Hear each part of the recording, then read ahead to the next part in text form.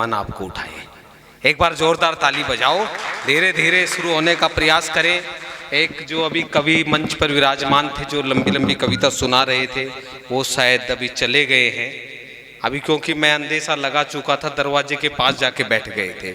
मुझे पता संकेत मिल रहे थे जाने वाले हैं, लेकिन उनको दूसरों को भी सुन करके जाना चाहिए। ये एक कविता का धर्म होता है। ये नहीं अपना अपना सुना करके कोई चले गए। मंच के इतने सिद्धहस्त कवि लोग, स्वामी जी बैठे हैं हमारे, और तमाम लोग यहाँ पर बैठे हैं, और आदरणीय डॉक्टर सारस्वत मोहन मनीषी जी, मैं चाहता हूँ जोरदार तालियाँ आदरणीय मनीषी जी के लिए। एक ऐसी शख्सियत हमारे मध्य विराजमान है, ये हमारा प्यार है इस क्षेत्र का। आदरणीय रामकृष्ण शास्त्री जी, आपके अपने जिनके बारे में जितना कहूँ उतना कम है। सूर्य को दिया दिखाने जैसा होगा, क्योंकि मैं इनके कार्यक्रम में पहले भी आया हूँ और हर बार दुगने उत्साह के साथ ये आयोजन करते हैं। मैं चाहता हूँ जो तालियां बची हुई है, एक बार आदरणीय शास्त्री जी के लिए भी तालियां बजा दीजिए आप। और सम्मानित सभी सुधी श्रोताओं, आप सभी इस कार्यक्रम की शोभा बढ़ाने के लिए यहाँ हैं। मेरा नाम आलोक भंडोरिया है और बहरोड मेरा ननिहाल है। जो थोड़ी बहुत तालियां बचे वो आप मेरे लिए भी बजा सकते हैं, क्योंकि अपनी माँ के गांव में आकर के बड़ा अच्छा लगता है। मेरे दादाजी को बहुत लोगों ने यहाँ पर सुना होगा, उनकी कर्मस्थली रही। मास्टर नेकी राम जी के बड़े सांग होते थे इस क्षेत्र में, और एक बड़ा लंबा उनकी एक परंपरा चलती रही। खैर चलिए, एक मैं आपको इस संदर्भ से जोड़ रहा था कि बहरोड से मेरा भी कोई ना कोई नाता है। अब मैं सीधा शुरू होने का प्रयास करता हूँ। आदरणीय सारस्वत मोहन मनीषी जी बैठे हुए हैं। सीधा सीधा कि आज का दिन मुबारक हो, तहे दिल से बधाई हो। मैं देखना चाहता हूं अगली पंक्ति पे अगर आपकी तालियां आ जाएंगी तो मैं सारी हास्य की सुनाऊंगा, क्योंकि आदरणीय शास्त्री जी ने कहा है कि आलोक जी कुछ हास्य का तड़के वाला मसाला आना चाहिए। मैंने कहा ठीक है, हमारे पास सारा मसाला है। तो मैं चाहता हूं दूसरी पंक्ति पे अगर आपकी तालियां आई, क्योंकि जो खाली कुर्सियां हैं उनकी जिम्मेवारी फिलहाल आपकी बनती है। जो लोग नहीं आए आज यहाँ पर, जो बहरोड में मुझे पता लगा कि कुछ इलेक्शन आया है और उसकी जो रिजल्ट आया है उसमें वो जो लोग विजयी हुए हैं उन सभी को हम बधाई देते हैं। लेकिन खैर जितने लोग यहाँ पर मौजूद हैं, मैं आप सभी का यहाँ सम्मान करता हूँ। सीधे सीधे मैं जी सर। अच्छा अच्छा अच्छा अच्छा अच्छा जी लाओ जी। मैं तो साहब एक कवि सम्मेलन में गया था, भाई साहब की तरह एक आदमी आगे पीछे मंच पे घूम रहा, हाथ में लठ। मैंने कहा भाई साहब कोई गलती हो गई क्या? बोले नहीं नहीं जी, गलती आपने तो कुछ नहीं करी, मैं तो उस आदमी को ढूंढ रहा हूं जो आपको लेके आया था। मुझे खतरा हो रहा था कहीं ऐसा तो नहीं होने वाला। एक बार भाई साहब के लिए भी जोरदार तालियां बजाओ, और मैं आपको थोड़ी देर हंसाने की कोशिश करूंगा। मैं दो पंक्तियां देना चाहता हूं, देखना चाहता हूं आप हंसना चाहते हैं या नहीं हंसना चाहते। अगर दूसरी पंक्ति पे आप हंसे तो मेरा आना सार्थक होगा और आगे कविता पढ़ना भी मुझे अच्छा लगेगा। कि आज का दिन मुबारक हो, तहे दिल से बधाई हो। आदरणीय माता जी बैठी हुई, आपकी गरिमामयी उपस्थिति को मैं प्रणाम करता हूं कि आज का दिन मुबारक हो, तहे दिल से बधाई हो। आज का दिन मुबारक हो, तहे दिल से बधाई हो। बैठे हैं जो कंवारे उनकी जल्दी से सगाई हो।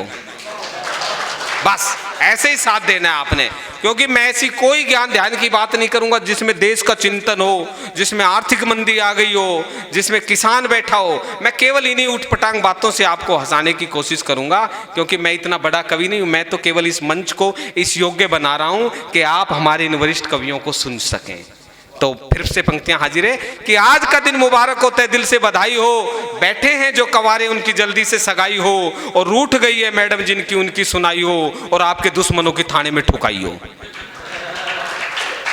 और साहब घर में बेटों संग अब बेटियों की भी पढ़ाई हो। आज का दिन मुबारक हो, तहे दिल से बधाई हो, तहे दिल से बधाई हो। क्योंकि शास्त्री जी ने काम किया। और थोड़ी बहुत तालियां भाई साहब इधर से मुझे बुला करके खुद दूसरे काम में लग गए।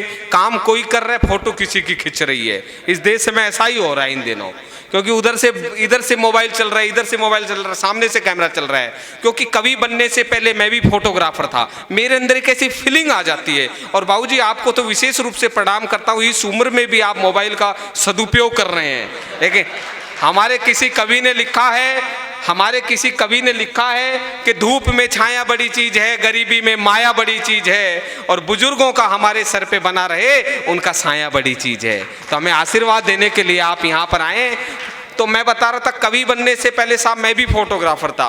माता जी बड़ा कमाल हो गया, जब मैं इन जैसे सब फोटोग्राफरों को देखता हूं तो मेरे अंदर वो फीलिंग जग जाती है। मैं समझता हूं अगर फोटोग्राफर के विषय में कुछ नहीं बोला तो मेरा यहाँ आना बिल्कुल बेकार होगा। आपको पता है फोटोग्राफर बनता कौन आदमी है? फोटोग्राफर वही आदमी बनता है जिसकी बचपन से दूसरों के घरों में ताक झांक की आदत रहती है। मेरी शादी में बड़ा कमाल हो गया साहब, वो दूल्हे वो फोटोग्राफर ने मेरे 1 मिनट में 8 फोटो खींच दिए, पर मेरी दुल्हन का 8 मिनट में एक भी नहीं खींच पाया। मैंने कहा ये तू कर क्या रहा है? बोला जी आप चुप रहो, मैं दुल्हन का क्लोजअप बना रहा हूं। मैंने कहा फिर इसका क्लोजअप बना रहा तो मेरा कोलगेट बना दे।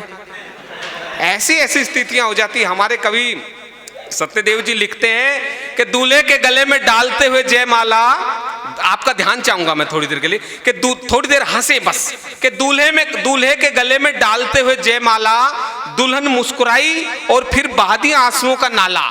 और जहां आपको पंक्ति अच्छी लगे वहां ठाका लगाने से और ताली बजाने से बिल्कुल भी ना। वीडियो आप यहां से ले सकते हैं, आप मोबाइल बंद कर ले, कोई ऐसी बात नहीं है। कि दूल्हे के गले में डालते हुए जयमाला, दुल्हन मुस्कुराई और फिर बहा दिया आंसुओं का नाला। जब मधुर मिलन पे दूल्हे ने दुल्हन से रोने का कारण पूछा तो दुल्हन ने लेते हुए उबासी बोली, सत्यानाशी तूने शादी में मेरा एक भी फोटो नहीं खिंचवाया। दूल्हा था भोला, बोला हे प्राण प्यारी फोटोग्राफर अब बुलवा दूं, एक की जगह 10-10 फोटो खिंचवा दूं। दुल्हन भी थी भोली, बोली हे पतिदेव अब मैं आपको इतना कष्ट नहीं पहुंचाऊंगी, अब तो मैं दूसरी शादी में फोटो खिंचवाऊंगी। बस आप ऐसे ठाकर, मैं बिल्कुल उठपटांग बात करूंगा। मैं पहले कह रहा हूं साहब, मैं कोई ऐसी ज्ञान ध्यान की बात करूंगा ही नहीं। हमने मनीषी जी तक की यात्रा तय करनी है। इतने वरिष्ठ कवि जब यहाँ पर बैठे हों, और ये मेरा कर्म भी है, मेरा धर्म भी बनता है। मैं इनकी कर्मस्थली से, इनके क्षेत्र से आता हूँ। हमारे कनीना क्षेत्र को, हमारे रिवाड़ी क्षेत्र को, अहिरवाल के क्षेत्र को देश और दुनिया में जिन्होंने जनवाया, ऐसे मनीषी जी यहाँ पर बैठे हैं। ये मेरा भी सौभाग्य है और आपका भी सौभाग्य है। तो मैं चाहता हूँ एक बार पुनः फिर से तालियां आप बजाएं और अगली पंक्ति के लिए मैं फिर साहब देखो, कविता सुनाना बहुत मुश्किल काम है, लेकिन कविता सुनना उससे भी मुश्किल काम है। मुझे पता है ये फोटो ले रहे हैं, देखो एक बिल्कुल ऊट पटांग बात है लेकिन आपको हंसी आएगी। ये फोटो ले रहे हैं, मुझे पता है ये कल अखबार में छप जाएगी, सुंदर सी खबर के साथ अखबार में छप जाएगी। शाम को वो अखबार की कटिंग रद्दी में बदल जाएगी, अगले दिन वो रद्दी किसी चाट पकौड़ी वाले की दुकान पे बिक जाएगी। फिर कोई सुंदर कन्या आएगी, उस पर चाट पकौड़ी रख कर खाएगी और उसको मेरी शकल को नाली के नुक्कड़ पे फेंक के चली जाएगी। अगली ताली तो अब आनी चाहिए, एडवांस पेमेंट नहीं के रद्दी में बदल जाएगी, फिर चाट पकौड़ी वाले की दुकान पे बिक जाएगी। कोई सुंदर कन्या आएगी, उस पे चाट पकौड़ी रखकर खाएगी और उसको नाली के नुक्कड़ पे फेंक के चली जाएगी। अगले दिन देख लेना मेरी शकल को मोहल्ले की कुतिया चाटती नजर आएगी। बस आपने ऐसे ही साथ देना है, क्योंकि तालियां कोई भीख नहीं मांगी जाती, तालियां केवल सम्मान का सूचक होता है। जो पता लगे कि सामने वाले को ये वहम ना हो कि आप ही विद्वान हो जो कुछ है। तो आप लोग विद्वान लोग हैं जो इतनी परख के साथ, जी आप फोटो अच्छी तरह से लो, क्योंकि एक बार तो वो एल्बम तो आज ऐसे लगते जैसे परमाणु बम हो, वो ये बड़ा कमाल हो जाता है साहब। जीवन में मेरे साथ आदरणीय एक बार जो 2 लोग आए, क्योंकि मैं पीछे से रोहतक से आया, जैसा इन्होंने बताया चंडीगढ़ में नौकरी करता हूँ और सुबह मैंने जाना भी है कहीं दूसरी जगह। मेरे साथ आदरणीय भगत सिंह सांबरिया जी आए। सांबरिया जी एक बार खड़े होकर के आप अभिवादन स्वीकार, एक बार अगली पंक्तियां मैं सांबरिया जी पे सुनाना चाहता हूं। आप इनके पूरा मैदान साफ हो चुका है और मेरे साथ सरपंच साहब आए। सरपंच साहब एक बार आप भी अभिवादन स्वीकार करें। और तीसरे आपके क्षेत्र के, अच्छा तीनों एक ही लाइन में बैठ गए क्या? अच्छा इसीलिए कह रहे थे जी नाम बोलने में आसानी रहेगी, हम इकट्ठे बैठ जाएंगे। हमारे साधुराम एडवोकेट साहब आपके यहीं दहमी हमजापुर गांव के होते हैं और बड़े अच्छे कविता प्रेमी और कवि हैं। तो साहब मैं बता रहा था जीवन में 2 माओं का बड़ा महत्व है। आपने सांबरिया जी को बड़े अच्छे से देख लिया, मैदान पूरा साफ हो चुका है। ये केवल हंसने की बात है, कोई दिमाग पे जोर ना दे। जीवन में 2 माओं का बड़ा महत्व होता है साहब, एक माँ शेरों वाली, दूसरी माँ फेरों वाली। शेरों वाली माँ हाथ फेरती है तो बाल मेरी तरह घने और गहरे होते हैं, और फेरों वाली माँ हाथ फेरती है तो बाल सांबरिया जी जैसे हो जाते हैं। और इनको देख के तो ऐसे लगता है जैसे पूरे मोहल्ले की फेरों वाली माओं ने हाथ फेर दिया हो। एक बार जोरदार तालियां सांबरिया जी के लिए बजाएं, क्योंकि कविता जब आप लोग सुनते हैं हास्य कवियों की कविता का प्रभाव कुछ ऐसा हुआ कि प्रथम पंक्ति में डीसी साहब बैठे थे, बगल में उनकी पत्नी बैठ करके कविता सुन रही थी। हास्य कवियों की कविताओं का जादू डीसी साहब की पत्नी पे कुछ ऐसा चढ़ा कि हंसते हुए उसने डीसी साहब की पीठ पे हाथ मारा और कहा कि भाई साहब आज तो कविता सुनने में मजा ही आ गया। तो ऐसा, हाँ आप ठीक बैठे हैं, देखो जी बिल्कुल ठीक बैठे। शास्त्री जी आपकी उपस्थिति को मैं प्रणाम करता हूँ। और जो एक हमारे वक्ता ने कहा था, निश्चित रूप से ये संत हैं और बहरोड में साहित्य की अलग जो ये जगाए हुए हैं। और मैं जब भी बस, लेकिन ये है थोड़ा सा ये संकोच करते हैं कई बार कि जी आप आ जाना, भेज तो हम देंगे। मैंने बड़ी मुश्किल से कहा, मैंने कहा जी बहरोड तक बिना गाड़ी के पहुँचना संभव नहीं है। हालाँकि पता नहीं कैसे इन्होंने अपने दिल पर पत्थर रख करके मुझे इजाज़त दे दीजिए, आप गाड़ी से आ जाना, बाकी कभी बस से आ रहे हैं। मैंने कहा बड़े लेकिन खैर मैं इनकी आपकी उपस्थिति को साफ प्रणाम करता हूं। और देखो इसमें खास बात ये है, छोटे बच्चे भी आपने कविता के लिए बुला रखे हैं, कविता सुनने के लिए बुला। जहां बुजुर्ग लोग बैठे हुए हैं वहाँ बच्चे भी बैठे हुए हैं। मैं बच्चों की उपस्थिति को भी प्रणाम करता हूँ। माताएं बैठी है पूरे कार्यक्रम, क्योंकि आजकल बहनें और बेटियाँ बहुत आगे चली गई। मैं अच्छा, वाह जी, हाँ जी, सुशीला मैम आपको प्रणाम, और आपकी जो साथ हैं मैडम उनको भी प्रणाम। क्योंकि मैंने लिखा था कि कहता है कौन सर पे पड़ा भार बेटियां, सुशीला जी के खाते में वो तालियां जानी चाहिए कि कहता है कौन सर पे पड़ा भार बेटियां, माता पिता के गले का है हार बेटियां। कहता है कौन सर पे पड़ा भार बेटियां, माता पिता के गले का है हार बेटियां। और निकल गई आज बेटों से भी आगे, चला रही आज तो सरकार बेटियां, चला रही आज तो सरकार बेटियां। आप इतना अच्छा काम कर रही हैं, मैं आपको विशेष रूप से प्रणाम करता हूं। मैं कह रहा था बच्चे साहब, आजकल बच्चे भी बहुत इंटेलिजेंट हो गए। एक जो बुजुर्ग लोग बैठे हुए, एक जमाना आपका था, परिवार वाले खाट में मोधेड़ गिराते थे और आप सीधे मिलते थे। लेकिन आज का दौर कैसा दौर आ गया है, बड़ा एक अजीब दौर आ गया है। तो मैं, बच्चे इतने मोस्ट इंटेलिजेंट हो गए। एक टीचर क्लास में पढ़ा रहा था, आदरणीय शास्त्री जी आप यही चाह रहे थे ना ऐसा ही माहौल हो। वो क्लास में टीचर पढ़ा रहा था साहब, वो टीचर ने बच्चे से कहा आनंद लेना आपने, और तालियां, जहां बात समझ में आ जाए वहां बस तालियां बजा देना। वो टीचर बच्चों को पढ़ा रहा, टीचर ने बच्चे से कहा कि बेटा लड़की में कौन सी मात्रा आएगी लिख कर दिखाओ, बेटा लड़की में कौन सी मात्रा आएगी लिख कर दिखाओ। बच्चा मोस्ट इंटेलिजेंट, वो बहरोड का ही था, बोला बेटा लड़की में कौन सी मात्रा आएगी लिख कर दिखाओ। बच्चा मोस्ट इंटेलिजेंट बोला गुरुजी पहले मुझे लड़की दिखाओ। बोला लड़की देखकर क्या करेगा, बोला मैं लड़की देखकर ही मात्रा लगाऊंगा, बड़ी हुई तो बड़ी, नहीं तो छोटी लगाऊंगा। बच्चे साहब इतने इंटेलिजेंट हो गए। एक बच्चा तो और बाहर पेट्रोल पंप पे जो के बाहर निकल करके सिगरेट पीने लग रहा। मैंने उसको डांटा, मैंने कहा तू बहरोड क्षेत्र का बच्चा है, ये अच्छा नहीं कर रहा, सामने तेरे पापा खड़े हैं, तू बापू के सामने सिगरेट पी रहा है। अब बच्चे का जवाब अगर आया हो बहरोड, क्योंकि मेरी माँ बहरोड की है, जब मेरी माँ ने मेरे को ऐसी तालीम दी तो मैं टूटे फूटे शब्द आपके बीच में जोड़ने का साहस करने लगा। तो उस बच्चे ने जब जवाब अगर ऐसा दिया हो तो बच्चे के जवाब पे तालियां आनी चाहिए। मैंने कहा तुझे शर्म नहीं आती, बापू के सामने सिगरेट पी रहा है। बोला बापू ही तो है, कोई पेट्रोल पंप थोड़ी जो आग पकड़ लेगा। एक बच्चा और इंटेलिजेंट साहब, उस बच्चे ने अपनी मम्मी से ही पूछ लिया, बोला मम्मी आपकी शादी हो गई? बोला हाँ बेटा हो गई। बोला किसके साथ? बोला आपके पापा के साथ। बोला चल मम्मी घर की घर में शादी कर ली और बताया भी नहीं। हालात जब ऐसे हो जाए। एक बच्चा और इंटेलिजेंट, उस बच्चे ने पूछ लिया साहब, टीचर ने पूछा बेटा बताओ गंगा कहां से निकलती है कहां मिलती है? आदरणीय शास्त्री जी, टीचर ने बच्चे से पूछ लिया बेटा बताओ गंगा कहां से निकलती है कहां मिलती है, और फिर से आपकी ताली आएगी तो मुझे अच्छा लगेगा।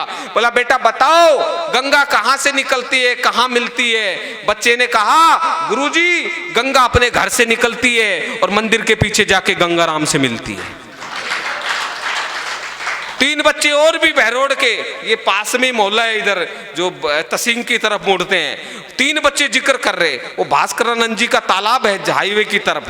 वो एक बच्चा बोलने लगा, बोला मेरे पिताजी ने तालाब में डुबकी लगाई, समुद्र में जाके निकला, दूसरा बोला मेरे पिताजी ने समुद्र में डुबकी लगाई, गांव के जोड़ में जाके निकला। और तीसरे बच्चे ने अगर जवाब ठीक दिया हो तो फिर से इसी तरह से ताली आनी चाहिए। बोला मेरे पिताजी ने तालाब में डुबकी लगाई, समुद्र में जाके निकला। दूसरा बोला मेरे पिताजी ने जोड़ में तालाब में डुबकी लगाई, वो जोड़ में जाके निकला। तीसरा बोला मेरे पिताजी ने छत पे लगी टंकी में डुबकी लगाई, पड़ोसन आंटी की ठुट्टी में जाके निकला। तो साहब ऐसे ऐसे हालात जब हो जाते हैं तो मैं समझता हूँ। और ये सांबरिया साहब बैठे हुए हैं, इनका पोता जल्दी घर से चल करके, स्कूल से चल करके आ गया। सांबरिया जी ने पहले उसको कूटा, फिर देखा कि पीछे से इसकी टीचर आ रही है, तो उन्होंने कहा, बोला जल्दी से कूटूंगा बाद में, पहले अंदर जाके छुप जा, पीछे पीछे तेरी टीचर आ रही है, तू स्कूल से जल्दी भागी आया। तो बोला कूटूंगा बाद में, जल्दी जाके छुप जा, पीछे पीछे तेरी टीचर आ रही है, स्कूल से जल्दी भाग आया। बोला बाबा छुप तो आप जाओ, मैं तो आपके मरने की कह के 12 दिन की छुट्टी लेके आया हूं। हालात ऐसे हो गए हैं साहब। तो इसलिए इन बच्चों को विशेष रूप से प्रणाम। और कुछ माताएं बहनें बैठे, और मैं समझता हूँ हमारा रिवाड़ी का क्षेत्र ये तो एक ही क्षेत्र है, तो कुछ बड़े बूढ़ों की भी बात होनी चाहिए, क्योंकि सारे मसाले सारे क्यों सर। एक बच्चा, मुझे और इंटेलिजेंट एक बात और याद आ गई। एक टीचर ने बच्चे से पूछ लिया, बोला बेटा है जी, हाँ, वो बच्चे से पूछ लिया बेटा समुद्र में एक नींबू का पेड़ है। जवाब बच्चे का सुनना साहब। बोला समुद्र में नींबू का पेड़ है, उस पे नींबू लगे हुए हैं समुद्र के बीच में, तू नींबू कैसे तोड़ कर लाएगा। अभी जवाब को जच, ये सवाल ही गलत था। बोला बेटा समुद्र के बीच में नींबू का पेड़ है, उस पे नींबू लगे हुए हैं, तू नींबू कैसे तोड़ के लाएगा। बच्चा बोला गुरुजी मैं चिड़िया बन जाऊंगा और पंख से उड़ के जाऊंगा और चोंच से नींबू तोड़ के ले आऊंगा। और मास्टर जी ने बच्चे को एक दिया कान पे जचा के, बोला तुझे चिड़िया क्या तेरी माँ बनाएगी। अब बच्चे का जवाब, बच्चा बहरोड का था, बच्चे का जवाब सुनना। वो बोला मैं चिड़िया बनकर जाऊंगा, उड़कर जाऊंगा और नींबू चोंच से तोड़ कर ले आऊंगा। टीचर ने बच्चे के एक मारा, बोला तेरे को चिड़िया क्या तेरी माँ बनाएगी।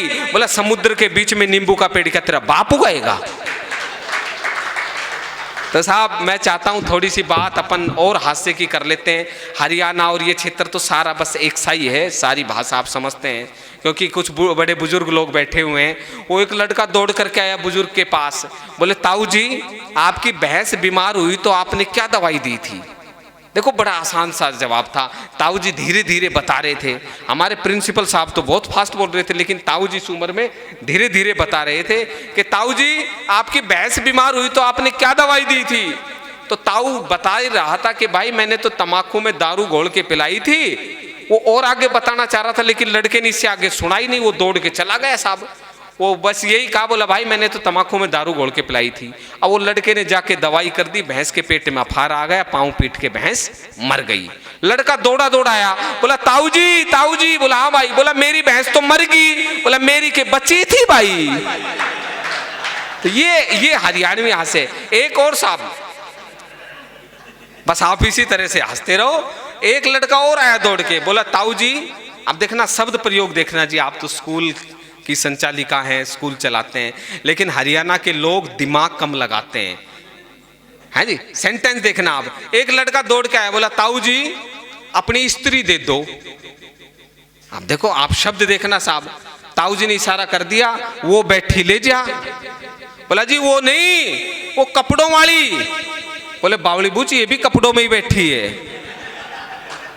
बोला जी ये नहीं, वो कपड़ों की सलवट निकालने वाली नहीं। बोले वो ये नहीं, वो कपड़ों वाली। बोले ये भी कपड़ों में ही बैठी है। बोला जी ये नहीं, वो करंट मारने वाली। बोला इसका हाथ लगा के देख, ये भी करंट ही मार है। बोला जी ये नहीं, वो कपड़ों की सलवट निकालने वाली। बोला बावली बूझ, इसने मेरी सलवट काट दी, तेरी ने छोड़ेगी। तो मिल के बजाओ, ताली बजाओ। तो ऐसे नहीं, सारे जोरदार। एक साहब एक किस्सा और सुनाता हूं। एक हरियाणा का, हाँ थोड़ी गर्मी हो गई मनीषी जी, हाँ थोड़ा सा अगर एक पंखा चल जाए तो कोई बात नहीं, थोड़ा सा, क्योंकि गर्मी, हाँ थोड़ा धीरे धीरे चला दो। वो साहब एक हरियाणा का दामाद ससुराल पहुंच गया। हाँ थोड़ा भाई ध्यान रखो कवियों का। हमारे एक दामाद अपने ससुराल पहुंच गया साहब। पहले तो घी बूरा से बड़ी इज्जत होती थी जी। आपका एरिया तो वैसे भी बड़ा अच्छा एरिया है, यहाँ पे तो मान मनवार बहुत होती है और यहाँ के लोग तो बहुत इज्जत करते हैं, बहरोड के लोग और आसपास की तलेटी के लोग। हमारे हरियाणा की घटना है साहब, वो एक दामाद अपने ससुराल पहुंच गए तो 5-7 दिन तो घी बूरा से बढ़िया वाली सेवा हुई और बाद में साहब वो सेवा कौन करे। अब सारे पड़ोसी घर वाले सब छिक लिए, 10-12 दिन 15 दिन हो गए, सारे छिक लिए साहब। अब सारे छिक लिए तो वो बोले जी अब भाई इसको बटेऊ को तो भगाओ यहाँ से।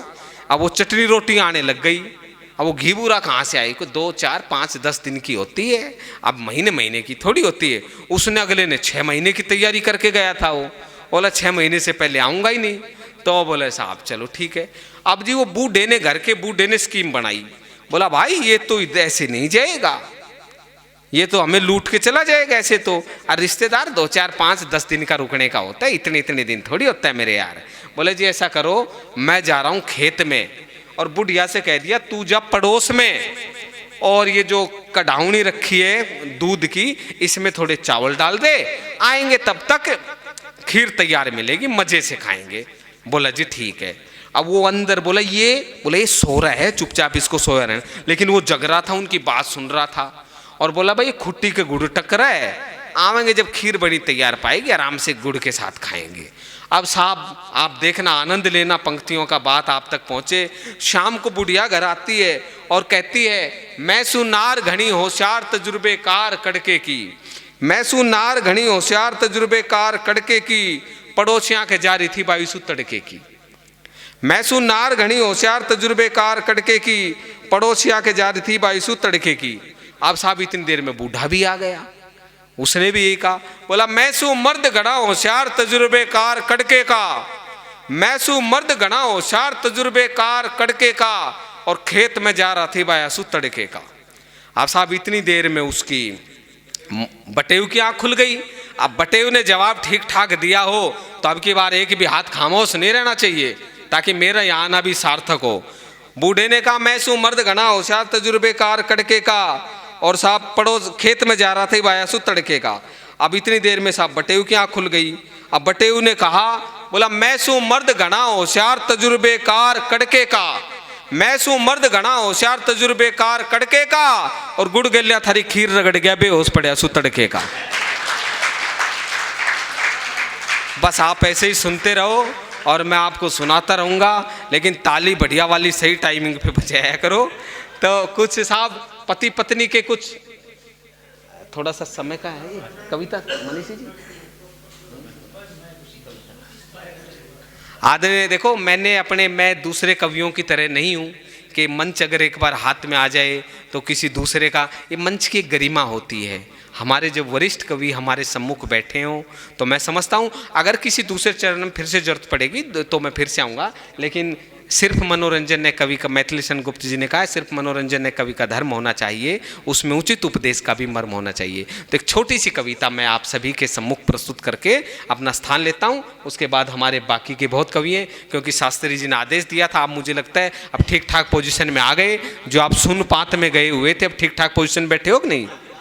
हाँ, तो एक कविता, छोटी सी कविता शास्त्री जी। अभी सब लोगों के हाथ में मोबाइल था, कोई इधर से रिकॉर्डिंग कर रहा था, कोई इधर से रिकॉर्डिंग कर रहा था, सब सदुपयोग कर रहे थे। लेकिन साहब मैंने इस मोबाइल का दुरुपयोग देखा है, और उसी दुरुपयोग पर, सबकी जेब में मोबाइल मिलेगा आपको, लेकिन मैंने उस मोबाइल के दुरुपयोग पर एक कविता लिखने की कोशिश की है। बात आप तक पहुँच जाए तो तालियों से अपना आशीर्वाद देना। ये कविता आपके सभी सम्मुख प्रस्तुत है कि ताऊ ताई भाभी भाई, ताऊ ताई भाभी भाई, हर कोई इसका दास हो गया। ताऊ ताई भाभी भाई, हर कोई इसका दास हो गया, और जब ते चल्या से मोबाइल, घर का सत्यानाश हो गया।